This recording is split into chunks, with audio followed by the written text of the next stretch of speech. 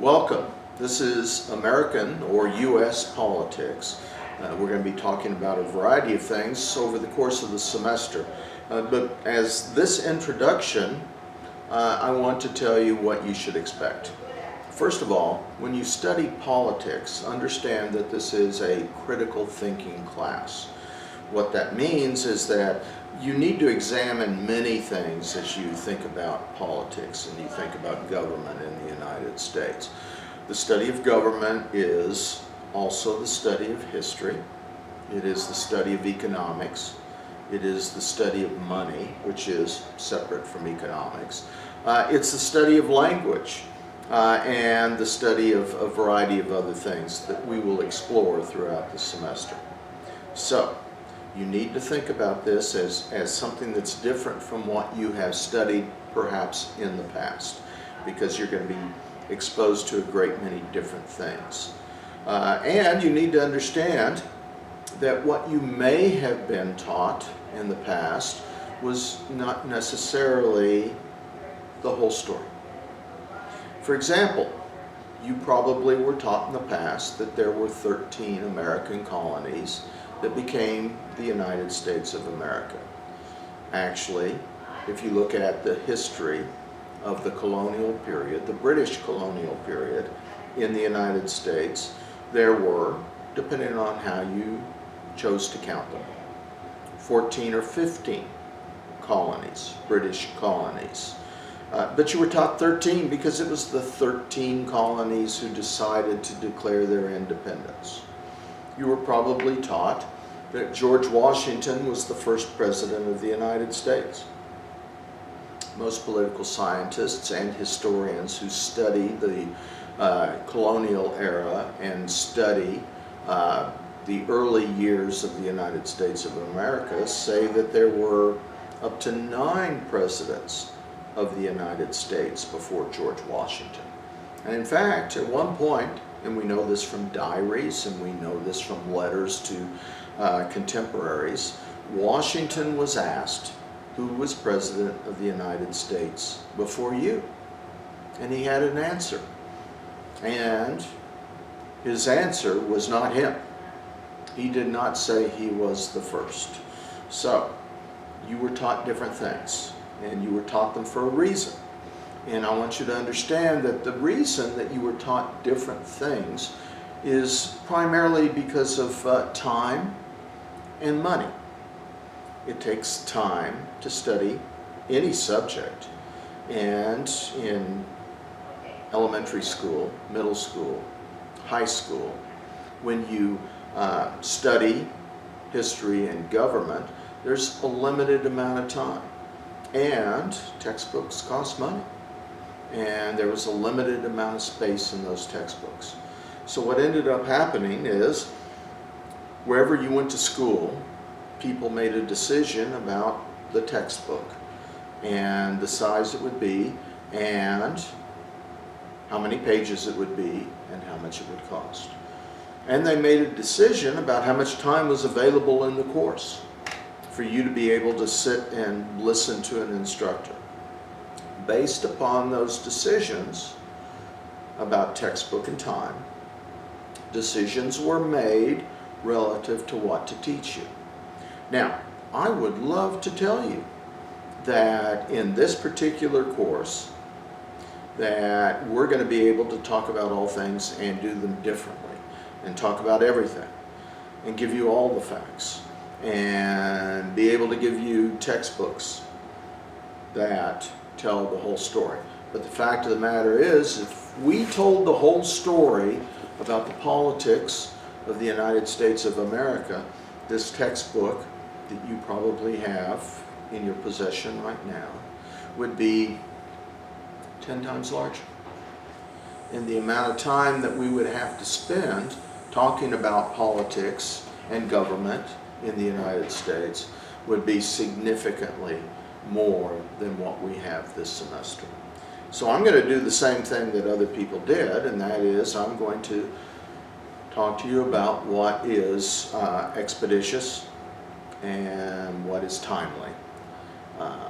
But over the course of this semester, I will try and explain to you where there are variances and where you can get additional information. So, welcome to American government. There's several key things you need to understand when you study American government. You need to understand, number one, language is important. Now, most of you grew up knowing that 32 degrees Fahrenheit was the definition of something.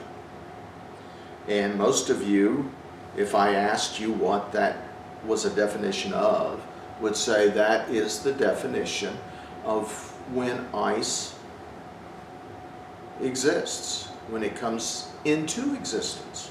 32 degrees Fahrenheit is when water turns into ice.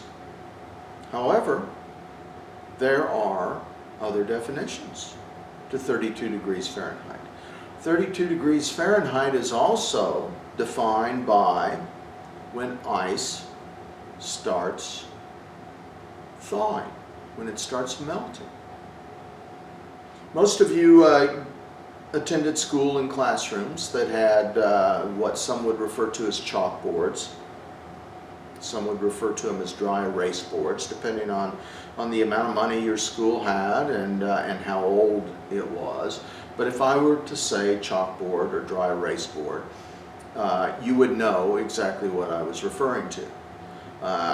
At El Paso Community College, just on the Valle Verde campus, if you go into different buildings that were created at different times, you'll find chalkboards and dry erase boards. And the chalkboards, in some cases, are black. In some cases, they're green. In some cases, they're burgundy.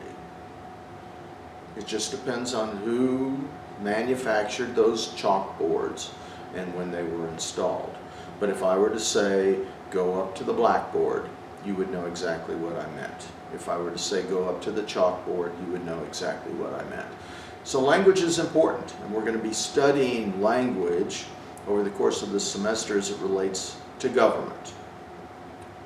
Basically, what you're studying when you study government is a new language. I do not want you to be intimidated by that. We all speak multiple languages. Now, the fact of the matter is that this is El Paso Community College, and that means that there's a good chance that most of you consider yourself to be bilingual. You speak English and you speak Spanish. Spanish may be your first language, English may be your first language. I would submit to you, though, that you speak other languages. For example, some of you know that when you got around town today, that you got into a vehicle, an auto, a car, and that vehicle went about town on 4 round objects, wheels.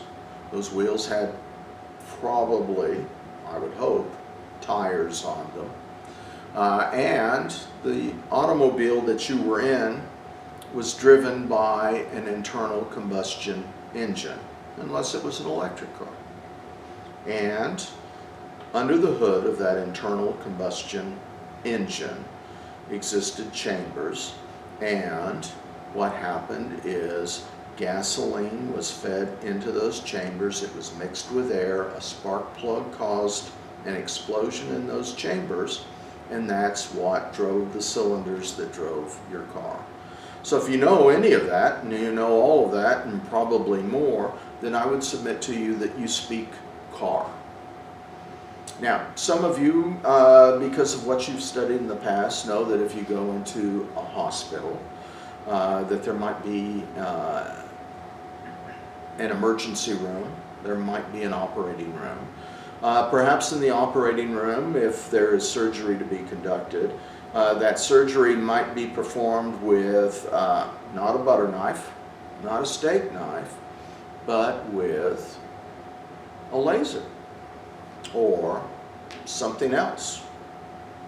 And that when they finish with the surgery, they sew you up but they don't say we sewed you up. They say we're going to use a suture. Okay? So some of you speak the language of healthcare. That is important, and I would submit to you that you speak the language of healthcare. So we're going to learn a new language over the course of the semester. We're going to learn the language of government. It won't be that difficult, but you need to stay up with it. And I encourage you to look at the videos that will be posted on the Blackboard site. I encourage you to stay up with the course assignments.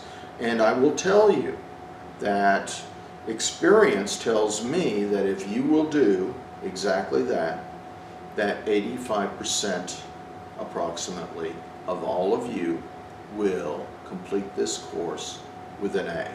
I look forward to a great semester. I encourage you to contact me if you have any questions. The easiest way to contact me is through Blackboard course messages. But certainly you can contact me through my epcc.edu email address. All of that information is contained in the syllabus. The syllabus has been sent to you through course messages. It is also posted on Blackboard. Contact me if you have any questions whatsoever. Have a great semester. Thank you.